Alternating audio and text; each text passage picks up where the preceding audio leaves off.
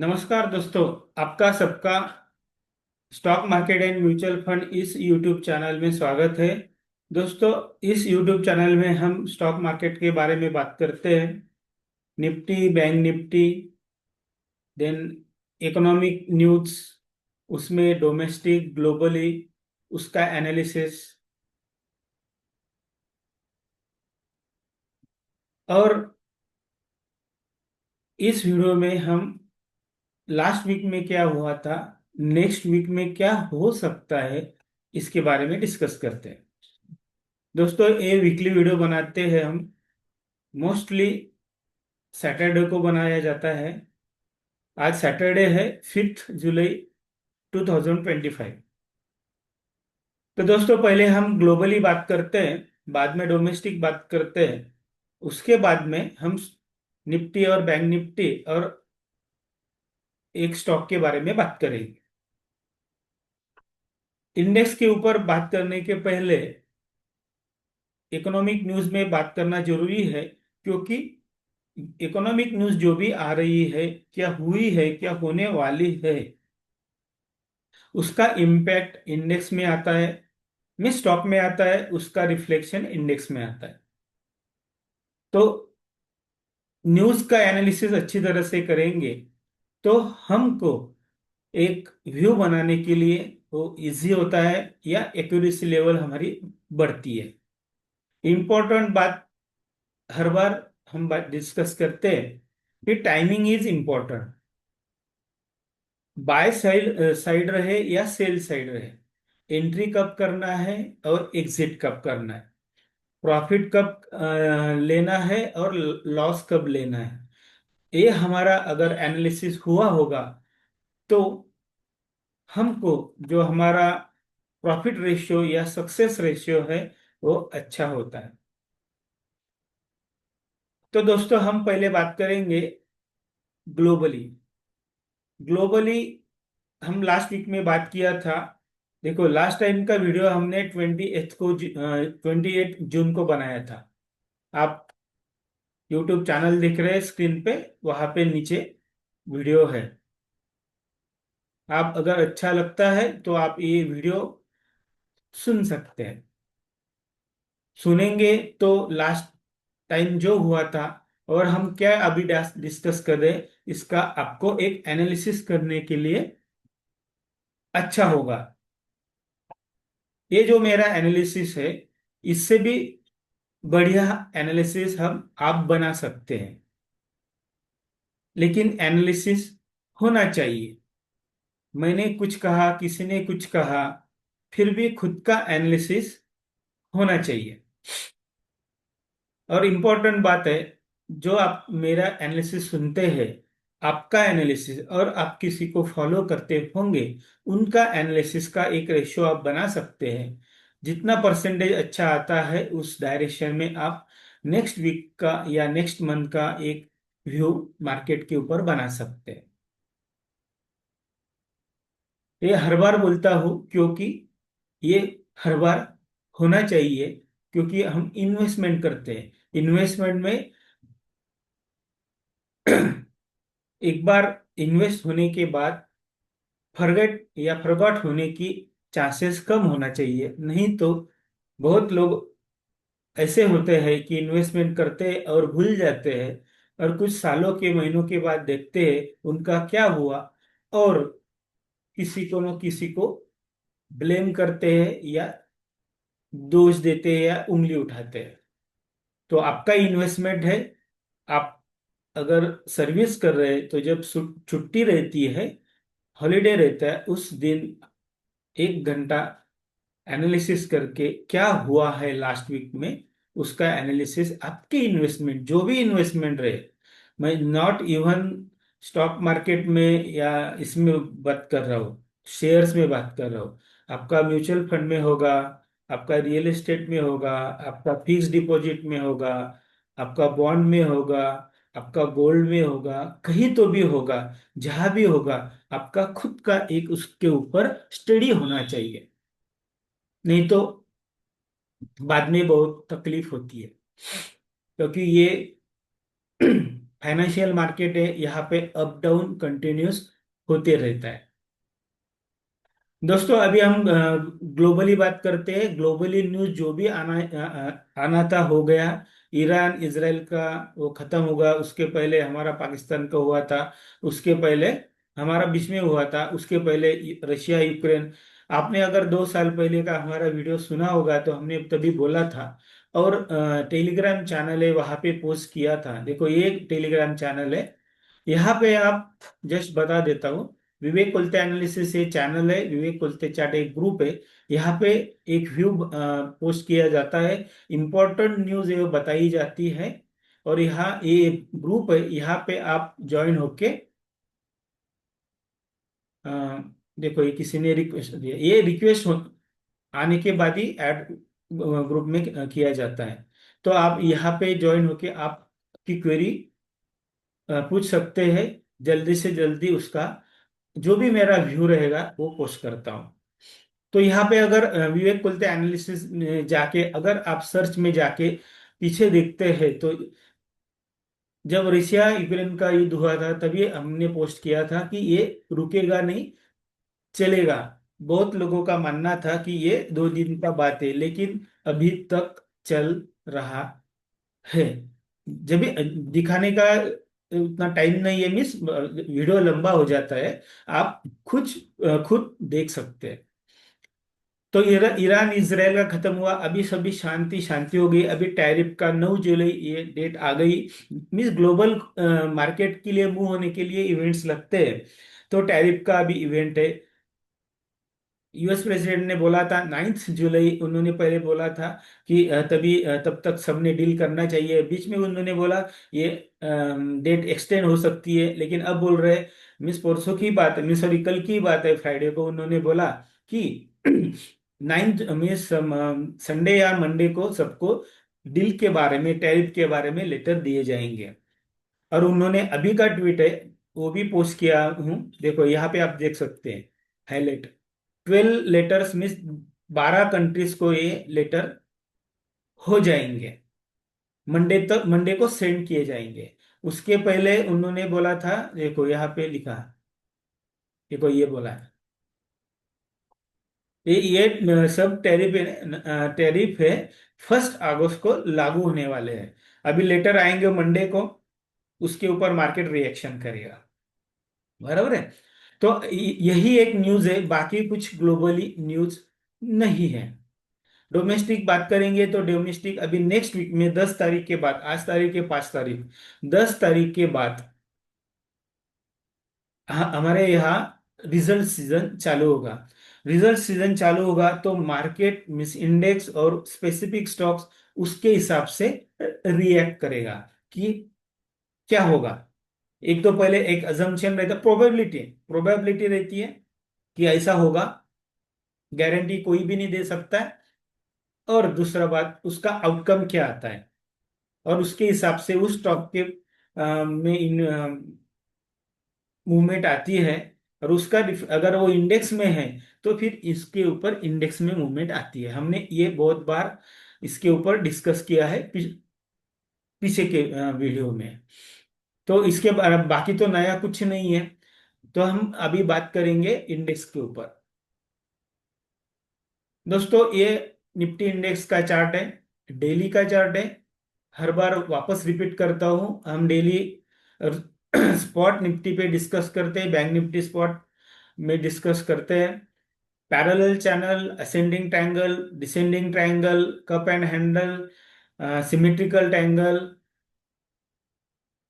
Inverse and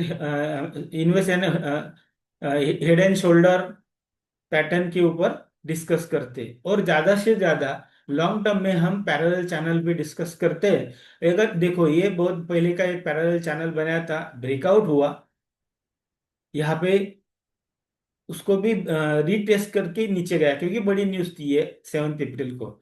लेकिन उसके बाद में वापस ऊपर आया निफ्टी, और बाद में एक पैरेलल चैनल चैनल बनाया है, और पैरेलल चैनल के बीच में मूवमेंट हो गई।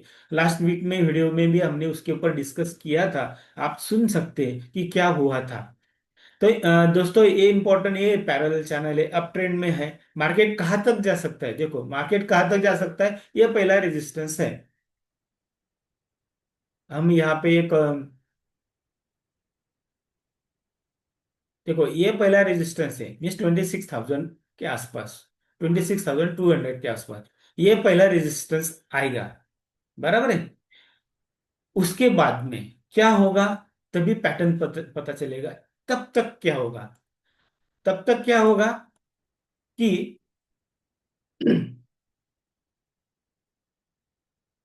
सपोर्ट देखिए, सपोर्ट ये है, सीधा से सीधा है, ये 25,200। इसको भी हम एक लाइन निकाल के रखते हैं,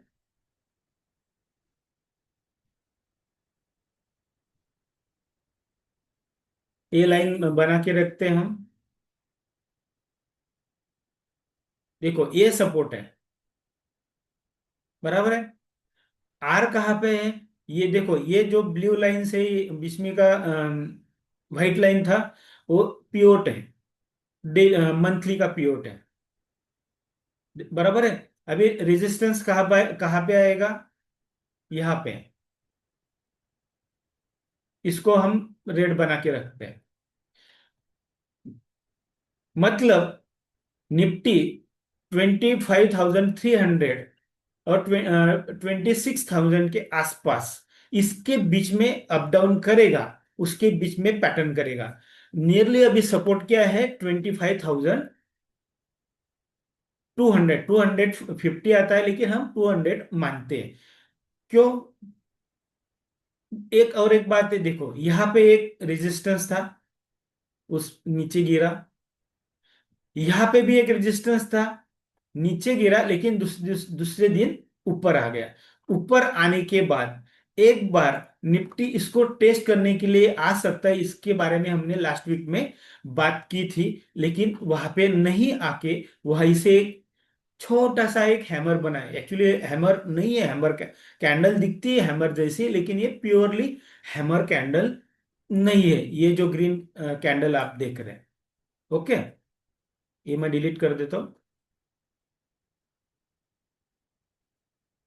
तो दोस्तों, अगर 25,200 के ऊपर, दो इंपॉर्टेंट बातें, अगर टैरिफ की न्यूज भारत के पक्ष में, इंडिया की साइड में आती है, तो निफ्टी जल्दी 26,000 के आसपास जाएगा।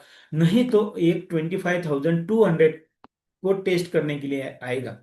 अगर टेस्ट करने के बाद वापस अगर निफ्टी ऊपर जाता है, तो निफ्टी 26,000 क्रॉस करके, ये जो दूसरा रेजिस्टेंस है, आता है 26,400 की तरफ।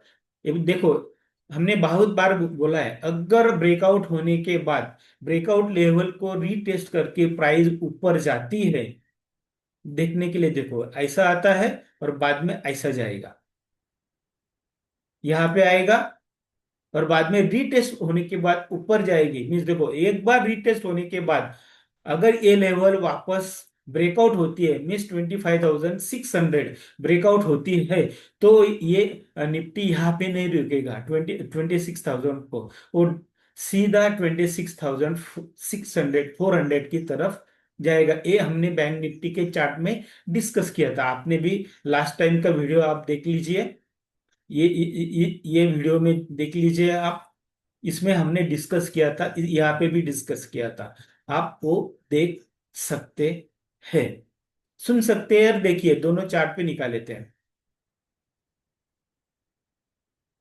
डिलीट कर देता हूँ। तो निफ्टी का ये रहेगा सपोर्ट, ये और रेजिस्टेंस ये पैटर्न का क्या बन रहा है, जस्ट जस्ट अगर हम डेली के बजाय 1 आवर करते हैं, तो ये हमें झिकझैक झिकझैक, मान लो ये एक करेक्टिव दिख रही है इलिट व्यू के हिसाब से, आप 1 आवर या 45 मिनट्स या 30 मिनट्स के चार्ट टाइम जोन में आप देख सकते हैं। दूसरी बात है, देखिए ये है आरएसआई, आरएसआई भी ये कितना है, 60, मीन्स 50 के ऊपर है, 60 के ऊपर है, मीन्स स्ट्रेंथ मार्केट में है। दूसरी बात है एमएसीडी, देखो एमएसीडी भी ऊपर है। मान लो अगर 25,200 की तरफ आएगा तो ये इसको क्रॉस करेगा, यहां तक जीरो की तरफ आएगा एमएसीडी। फिर उसके बाद में क्या पैटर्न बनता है, हमें एमएसीडी, देखो एमएसीडी ये सब लैगिंग है, बाद में पता क्या हुआ है, क्या हो सकता है वो बताते नहीं है।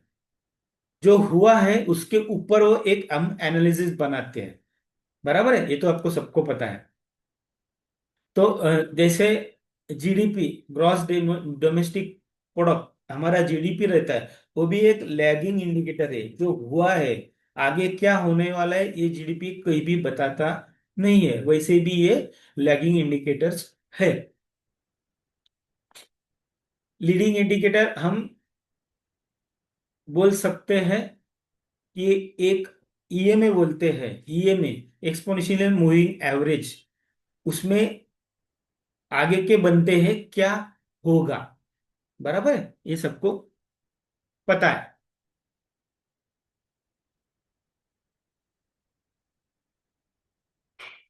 दोस्तों, तो ये रहा निफ्टी का एक एनालिसिस। हम अब बैंक निफ्टी में बात करेंगे। अगर इसके ऊपर आपका कोई क्वेरी रहेगा तो आप यहाँ पे टेलीग्राम में जाके यहाँ पे आपकी क्वेरी पूछ सकते हैं। हम बात करेंगे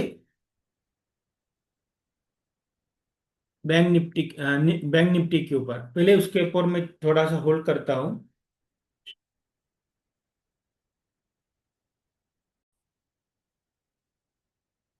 दोस्तों, अब हम बात करेंगे बैंक निफ्टी के ऊपर। पहले हमने निफ्टी के ऊपर बात की, अभी बैंक निफ्टी। देखो ये रहा बैंक निफ्टी का चार्ट।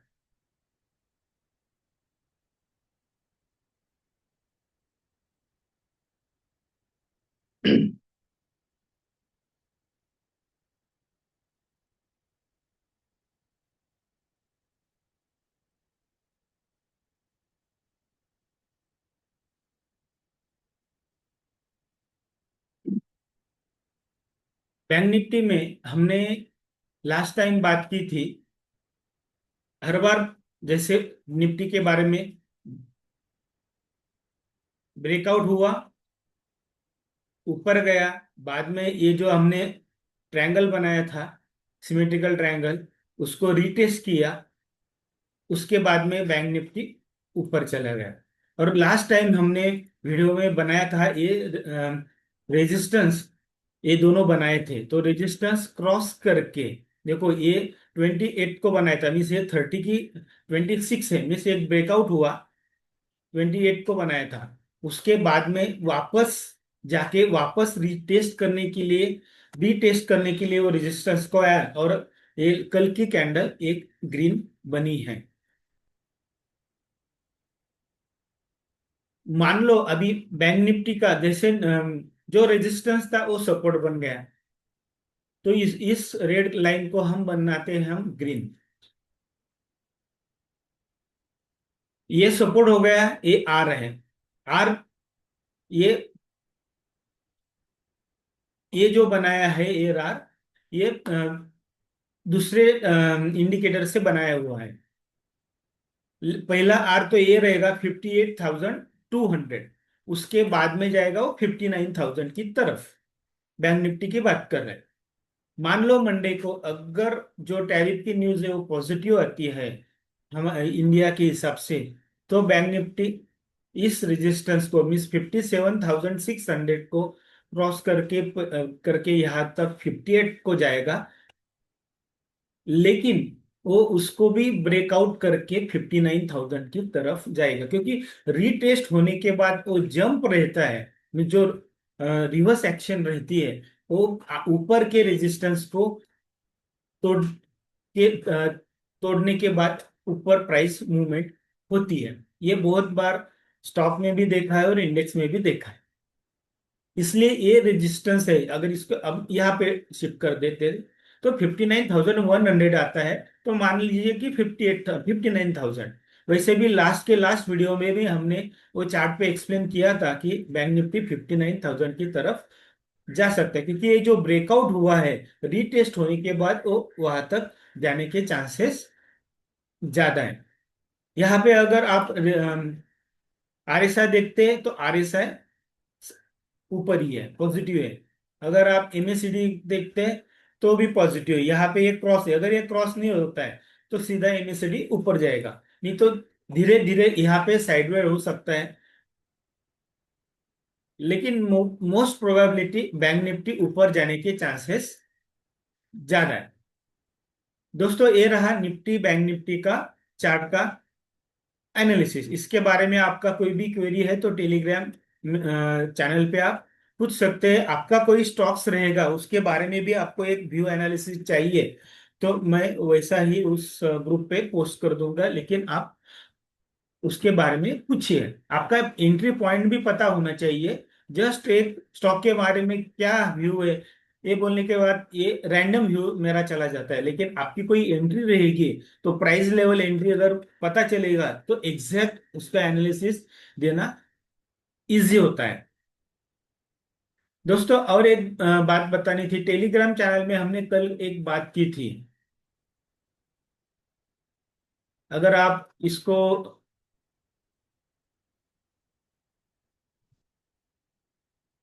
देखो, मार्केट खुला, वैसे कुछ भी न्यूज नहीं थी, सब बैंकिंग के रिजल्ट्स जो गाइडेंस अच्छे आ रहे थे उसके बारे में थे। सेबी ने जाने स्ट्रीट केस उनको बैन कर दिया है। पता नहीं एक और न्यूज आ रही है, सेबी उसको वाइडन करने वाला है और दूसरे भी कोई ब्रोकर रहेंगे उनकी तरफ भी उनका स्टडी चल रहा है, क्योंकि ये मैनिपुलेशन होता है।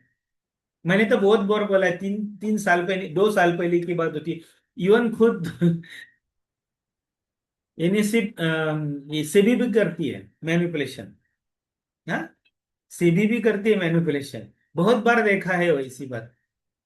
उतना इंपॉर्टेंट बात है कि हम पकड़ नहीं सकते क्योंकि डॉक्यूमेंटेशन और सब इंफॉर्मेशन उनके पास ही होती है, इसलिए हम, लेकिन वो प्राइस एक्शन मूवमेंट में हमको दिख रहा। आप प्राइस एक्शन पता है आपको, प्राइस एक्शन या प्राइस मूवमेंट में हमको पता चलती है, वो टाइमिंग भी फिक्स रहता है, उस टाइमिंग में वो होता है, वो दिखता है। अगर आपका उतना इतना सभी के ऊपर दो निफ्टी के और बैंक निफ्टी के इंपॉर्टेंट स्टॉक्स है उनके प्राइस के ऊपर अगर आपको मेमोराइज रहेंगे तो आपको पता चलेगा इमीडिएट। उनके चार्ट वन स्टॉक देखने के बाद इजीली पता चलेंगे कि क्या हो रहा है, मैनिपुलेशन होता है। अभी इनका पता पड़ गया, पेनल्टी लग गई, देखते हैं अभी क्या होता है।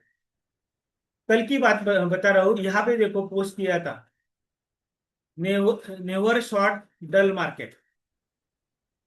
तभी मार्केट सुबह ही खुला तभी पड़ रहा। देखो ये मार्केट डल है कि नहीं, ये पहले 15 मिनट या मोस्टली 5 या 10 मिनट में पता चलता है मार्केट में स्ट्रॉन्ग या वीक है क्या डल है, तीनों पता चल जाती है। लेकिन आपका ऑब्जर्वेशन चाहिए, आपको ऑप्शन चेन एनालिसिस, आपको ऑप्शन चेन का पता है, बराबर है, उसका भी स्टडी होना चाहिए। उसमें भी पता चलता है, ओपन इंटरेस्ट में भी पता चलता है, वॉल्यूम में भी पता चलता है कि क्या मूवमेंट हो रही है, डल है क्या क्या है।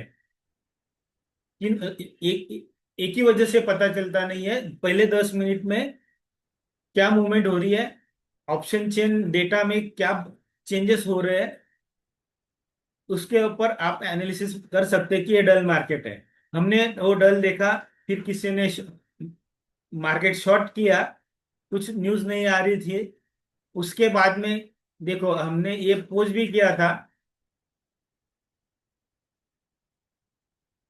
देखो ये पॉजिटिव डाइवर्जन 2 बजे पोस्ट किया था कि आ सकता है।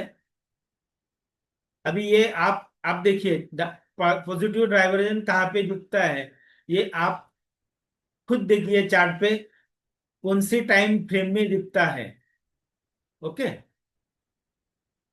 वैसे तो बैंक निफ्टी का पहले ही सुबह बाय कॉल दिया था, और उसके बाद में ब्रेकआउट हुआ कितने के बाद, नियरली 2:30 के बाद क्या, उसके 5 एक मिनट पहले ब्रेकआउट हुआ और निफ्टी और बैंक निफ्टी सबको नीचे जा रहा था। वो ऊपर गया। ये टैगलाइन एक्चुअली, ये जो लाइन, ये मेरी खुद की नहीं है। आपने अगर इनको अगर सुना होगा, इनको अभी आपने उनके यूट्यूब चैनल सुने होंगे, अगर आपने उनको टीवी पे देखा होगा, तो उन्होंने 3 साल पहले इसके बारे में बहुत बार बोला था। अभी वो चेस अल्फा का उनका कंपनी है, विश्वेश चौहान बोल के। वहां पे उन्होंने बहुत बार इसके बारे में डिस्कस करके बताया था कि डल मार्केट में शॉर्ट नहीं रहना चाहिए। और तभी मार्केट में वैसी मूवमेंट आई थी। डल मार्केट था और तभी शॉर्ट कवरिंग मिस, डल मार्केट में मोस्टली शॉर्ट कवरिंग ही आती है। नीचे जाने के चांसेस कम रहते हैं, बहुत प्रोबेबिलिटी कम है।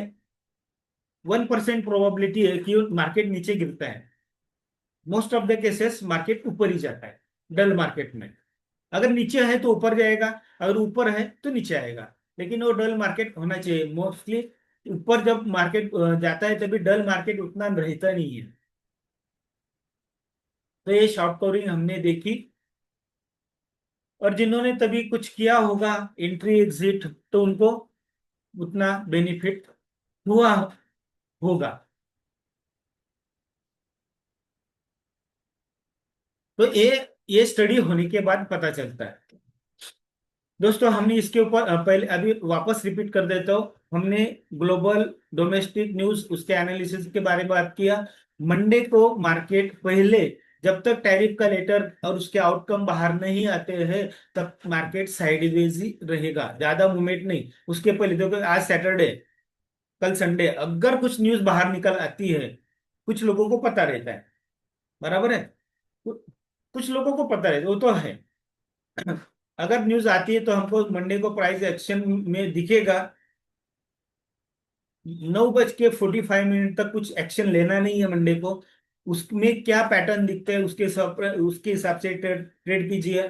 मार्केट साइडवेज है तो मार्केट साइडवेज ही रहेगा जब तक टैरिफ लेटर का कुछ आउटकम आता नहीं है। अगर टैरिफ का लेटर का आउटकम आता है तो इमीडिएटली हम मार्केट में भी उसकी न्यूज आएगी और प्राइस में भी पता चलेगी। तो उसके हिसाब से मीन्स बुलिश साइड में रहे या बेरिश साइड में, पॉजिटिव रहे निगेटिव रहे, हमको वैसे एक्शन दिखेगी। लेकिन इंपॉर्टेंट बात है, जो इंडेक्स डेटा के बारे में हर बार मैं बोलता हूँ, वो पोस्ट भी करता हूँ। यहाँ पे देखिए,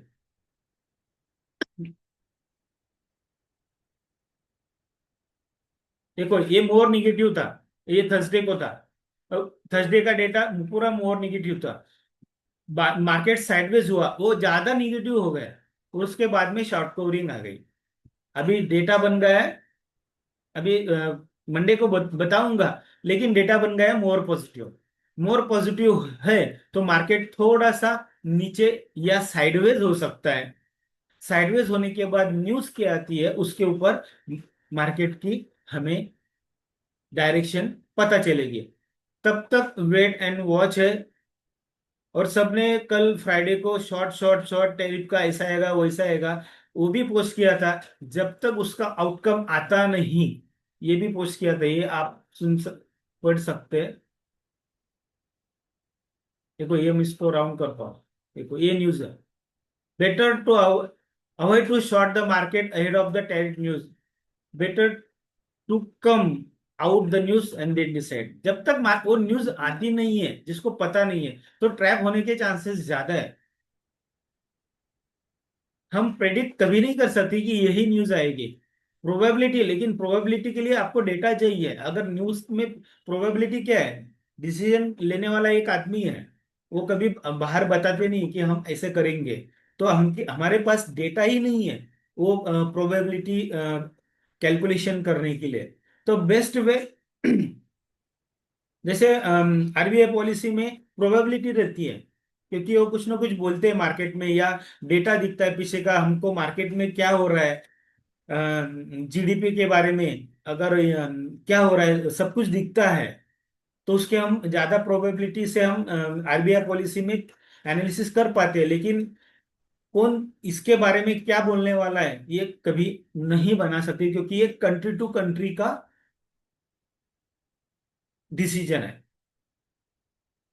तो इसीलिए थोड़ा सा वेट एंड वॉच, बाद में डिसाइड करना है। नीचे भी जा सकता है, ऐसा कुछ नहीं है। लेकिन वो डायरेक्शन तभी करना है जब वो न्यूज आने के बाद। आखिर में दोस्तों, हर बार बोलता हूं, invest in probability, not in guarantee. आपका जो भी फाइनेंशियल प्लानर रहेगा या एक्सपर्ट रहेगा, उससे साथ कभी भी सब कुछ चीजें डिस्कस करना चाहिए। तभी आपका एनालिसिस और आपका वेल्थ क्रिएशन हो सकता है। आपको कोई क्वेरी रहेगी तो आप टेलीग्राम चैनल ग्रुप में पूछ सकते हैं। तो दोस्तों, देखते हैं हम नेक्स्ट वीक में क्या होता है। एक तो मार्केट ऊपर जाएगा, ब्रेकआउट होगा, नहीं तो मार्केट टैरिफ न्यूज के ऊपर नीचे आ सकता है। देखते हैं दोस्तों नेक्स्ट वीक में क्या हो सकता है। लेकिन प्रोबेबिलिटी के हिसाब से ओवरऑल अगर सिनेरियो आता है, अगर ज्यादा कुछ टैरिफ नहीं आती है, तो इकोनॉमी वाइज हमारा मार्केट स्ट्रांग है, नीचे जाएगा लेकिन उतना रिकवर भी जल्दी हो जाएगा। तो अपॉर्चुनिटी ढूंढनी है, कहाँ पे एंट्री करना है, कहाँ पे एग्जिट करना है। तब तक वेट एंड वॉच करेंगे और नेक्स्ट वीक का वीडियो बनाएंगे। धन्यवाद। Thank you.